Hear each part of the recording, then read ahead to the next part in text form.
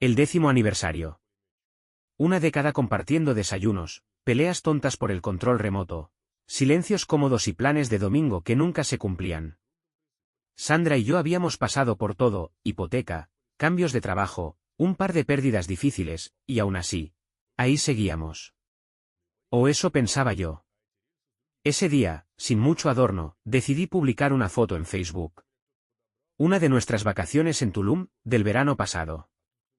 Ella estaba de pie en la playa, con el sol dorándole el rostro, el cabello húmedo cayéndole por los hombros y esa sonrisa suya que me hizo enamorarme hace más de 10 años.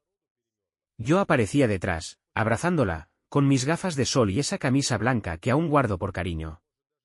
Escribí un texto corto debajo, algo sentimental sin exagerar. Mencioné lo especial que había sido ese viaje, lo mucho que significaba mirar hacia atrás y ver cuánto habíamos crecido juntos. Me pareció apropiado. Casi simbólico. Lo que no esperaba era lo que vino después. Pasaron apenas 5 minutos desde que publiqué la foto. Un mensaje privado entró, de un tal Mauricio. El nombre no me sonó. No teníamos amigos en común. Pensé que sería un error. Pero el asunto me heló la sangre: linda foto, qué coincidencia. Dentro del mensaje, había una imagen adjunta. Mi primera reacción fue de confusión, casi curiosidad. Pero en cuanto abrí la foto, algo en mí se rompió de inmediato. Mis ojos tardaron unos segundos en registrar lo que estaban viendo, como si mi cerebro necesitara confirmar cada detalle para creerlo de verdad. Era la misma playa. Exactamente el mismo punto, el tronco caído junto a la roca plana, el ángulo del sol, incluso las nubes del fondo formaban el mismo patrón. Misma semana. Lo supe por la camisa. Esa blanca que llevé justo ese martes cuando fuimos al cenote y luego caminamos por la orilla del mar. Todo encajaba. Todo menos el hombre en la foto. Porque no era yo. En esa imagen, Sandra no estaba sola. Aparecía junto a ese tipo, Mauricio, que tenía el mismo brazo rodeándole la cintura que yo en la mía. Y ella, estaba sonriendo. No una sonrisa cualquiera. Era la misma sonrisa. Mismo fondo. Mismo encuadre. Misma mujer. Distinto hombre. La lógica intentó buscarle sentido. ¿Una broma? ¿Un montaje? ¿Una casualidad absurda? Pero no. Los detalles no mentían. El vestido que llevaba Sandra, el peinado, incluso la pulsera tejida que le compré esa mañana en el mercado de artesanías. No había forma de negarlo. La foto era real. Había sido tomada durante ese viaje. Nuestro viaje. O, mejor dicho, su viaje compartido.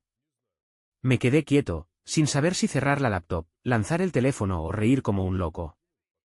Por un momento me sentí fuera de mi cuerpo, como si estuviera viendo todo desde afuera, como si la traición aún no me hubiera alcanzado del todo. Pero sí lo hizo. Y con fuerza.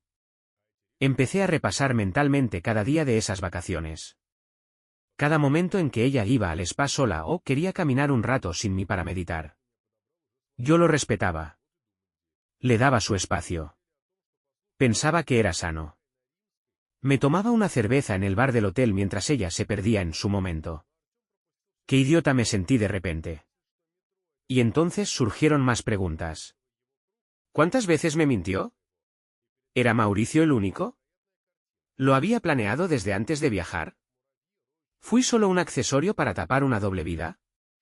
Y lo más doloroso, ¿cómo pudo actuar tan normal después? ¿Cómo pudo mirarme a la cara cada día sin que se le cayera el alma? Me senté en el borde de la cama, con la imagen de ambos aún abierta en la pantalla.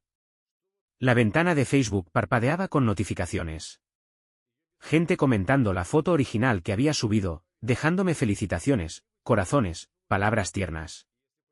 Nadie sabía lo que estaba ocurriendo al otro lado de esa pantalla. Afuera, el sol caía lento, igual que en la foto. Y eso me enfureció más. Porque el mundo seguía girando mientras yo sentía que el mío acababa de detenerse. No borré la imagen. Tampoco respondí al mensaje de Mauricio. Solo me quedé ahí, clavado, viendo esa segunda foto una y otra vez. Como si no creyera que esa sonrisa que tanto había amado podía repetirse de forma tan idéntica, con otro. La traición no fue solo el hecho, fue el descaro. La perfecta sincronización. El hecho de que me usara como coartada para algo tan bajo. Y sobre todo, que se atreviera a sonreír igual. Y ahí, en ese instante, algo en mí cambió. Ya no era tristeza lo que sentía. Era fuego. Y eso, lo supe enseguida, no se iba a apagar con disculpas. No fue una discusión. Ni siquiera una escena. La enfrenté esa noche con todo lo que tenía, la imagen, la coincidencia de fechas, la claridad de la evidencia. Y sin embargo, ella ni se inmutó. Negó todo con una serenidad tan artificial que dolía más que la verdad misma. Su estrategia fue la negación total. Dijo que no conocía al hombre, que esa foto tenía años, que seguro era un montaje, que alguien quería hacernos daño. Lo dijo sin levantar la voz, sin una lágrima, sin asomo de culpa en su tono.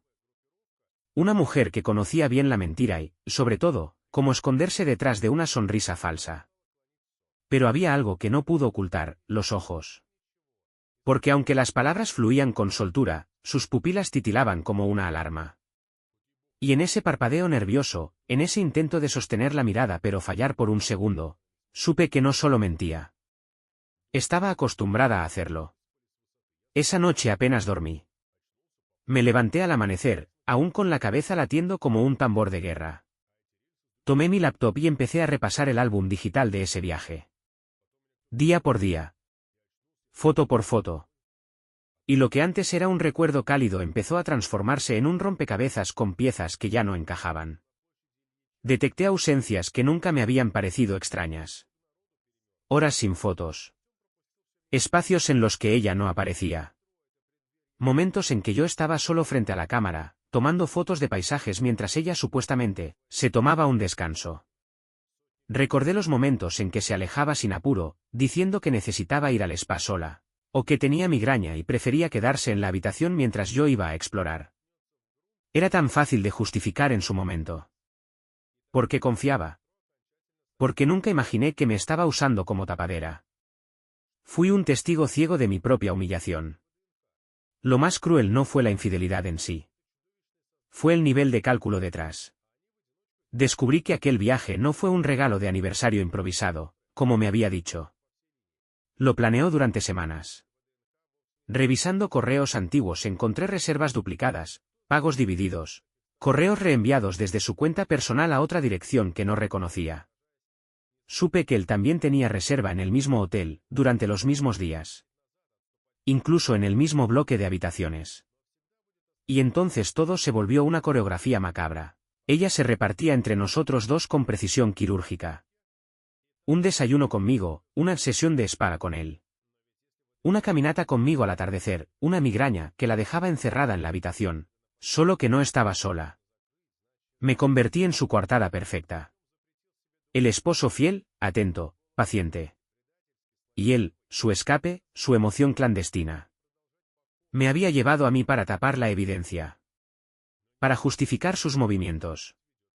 Para no levantar sospechas ante la familia, los amigos, y sí, también ante mí.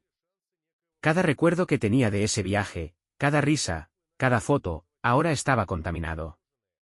No era una aventura más. Era un plan. Uno meticulosamente ejecutado. Y entonces tomé una decisión. No iba a quedarme callado. No iba a ocultar lo que había descubierto. No me interesaban las peleas a gritos, ni los ultimátums de telenovela. Quería que la verdad saliera a la luz de la forma más clara y directa posible. Abrí Facebook. Tomé mi foto, la de nosotros abrazados en la playa, y la de él con ella en el mismo lugar. Las puse juntas, lado a lado. El mismo fondo. La misma semana. La misma sonrisa. Dos brazos distintos rodeando la misma mentira. Y escribí un solo pie de foto. No un insulto. No una acusación abierta. Solo una frase. Una fotografía. Dos mentiras. Nada más. La publicación se volvió viral en cuestión de minutos. Los comentarios comenzaron como gotas, luego una cascada.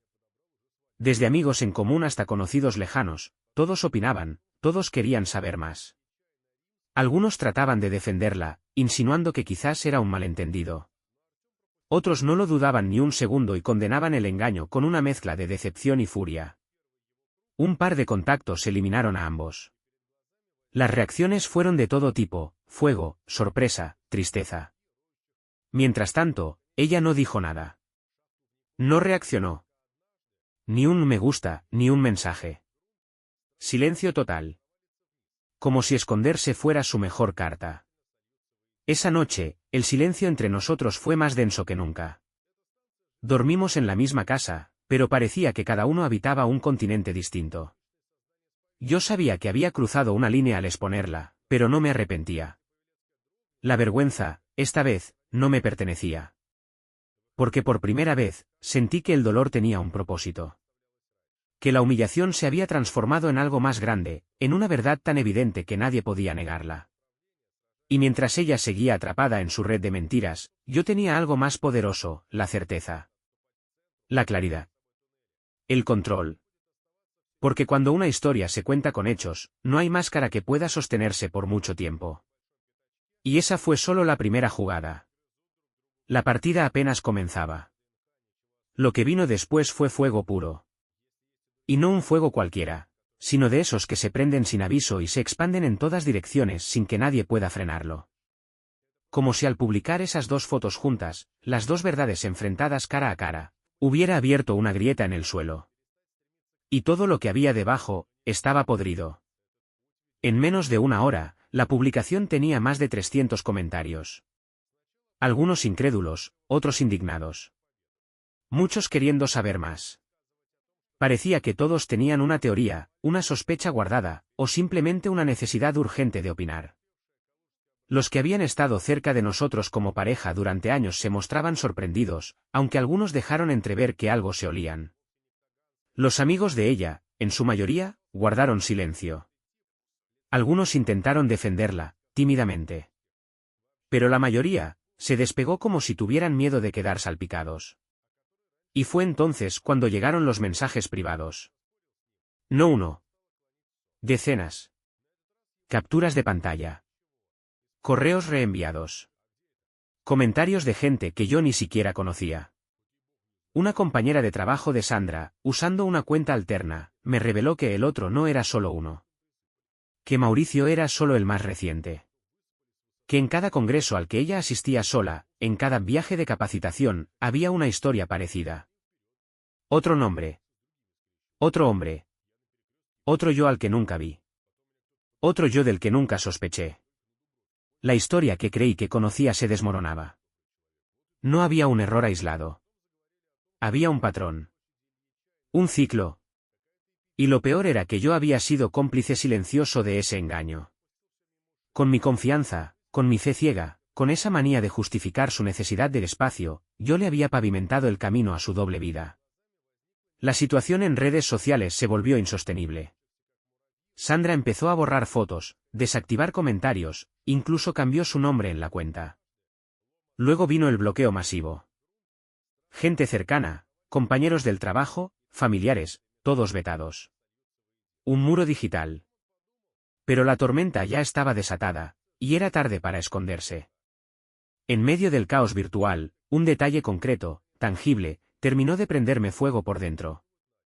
Revisando el historial de nuestra cuenta bancaria conjunta, una que habíamos abierto para los gastos del hogar, la hipoteca, las cosas de la casa, noté algo que me estremeció. Había transferencias periódicas a un nombre completo que reconocí de inmediato. Mauricio. No una vez. Varias. Algunas cifras pequeñas, otras más grandes. Al principio pensé que eran préstamos, ayudas, pero al ir más atrás, vi pagos de hotel, compras en línea, incluso un abono inicial para un coche. Todo financiado desde nuestra cuenta común. Desde lo que yo también aportaba. Lo había pagado todo. Sin saberlo, había sido el patrocinador de su relación paralela. Las vacaciones, los encuentros, los detalles que ella tenía con él, eran míos. Mi esfuerzo. Mis horas extra en la oficina. Mi tiempo. Mi vida. La rabia me golpeó en el pecho como un martillazo. No solo me había traicionado emocionalmente. Me había utilizado. Me había vaciado de formas que no sabía que eran posibles. Me imaginé gritándole, exigiéndole respuestas, lanzando todo por la ventana. Pero no. Algo dentro de mí me dijo que no era ese tipo de guerra la que debía librar. No sería ruido.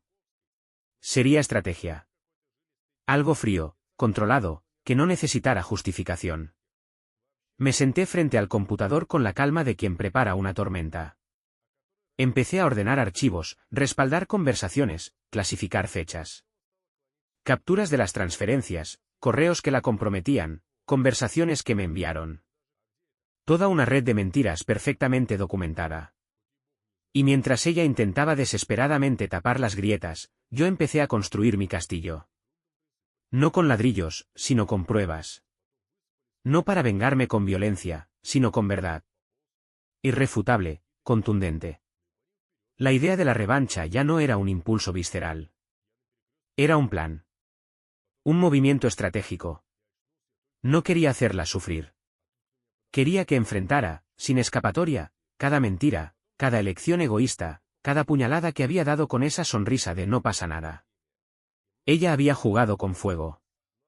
Yo solo le iba a mostrar cómo se siente cuando el incendio arde en tu propio tejado. Y aún no sabía que lo peor para ella, ni siquiera había empezado. Lo tenía todo. Cada captura de pantalla, cada transferencia, cada mensaje comprometedor. Imágenes, fechas, nombres, lugares. La estructura completa de una doble vida construida a espaldas de quien creía tener un matrimonio sólido. Había armado un archivo tan detallado que parecía un informe forense. No era un acto de despecho, era un acto de precisión. Frío, quirúrgico. Fue entonces cuando decidí ir más allá del simple dolor personal. Ya no se trataba de mí solamente. Se trataba de no permitir que alguien pudiera caminar tan libremente sobre las ruinas que dejó. Así que contraté a un abogado. Uno serio. Sin rodeos, sin caras largas, solo hechos. Le entregué todo.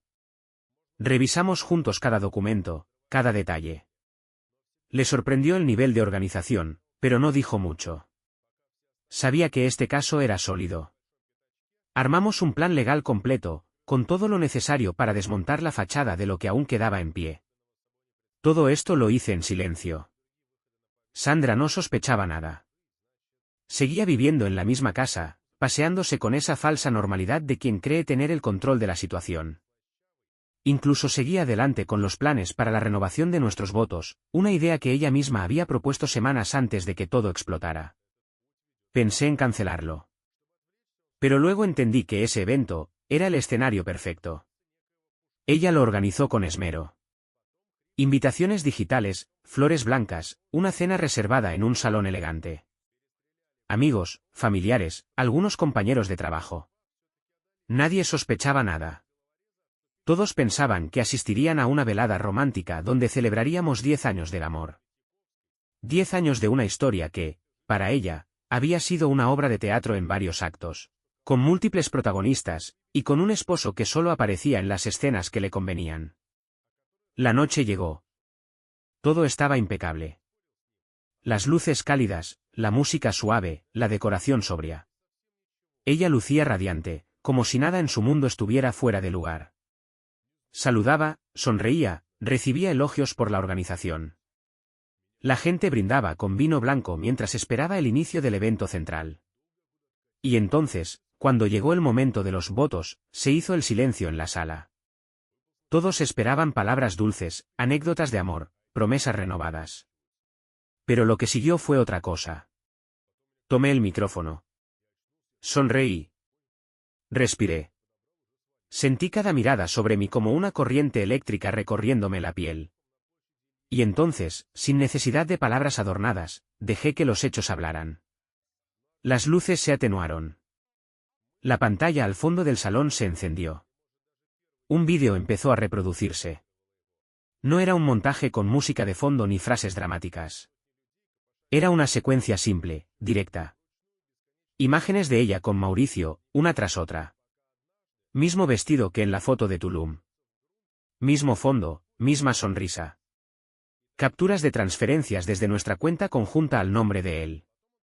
Extractos de conversaciones que habían llegado a mí en forma de mensajes anónimos.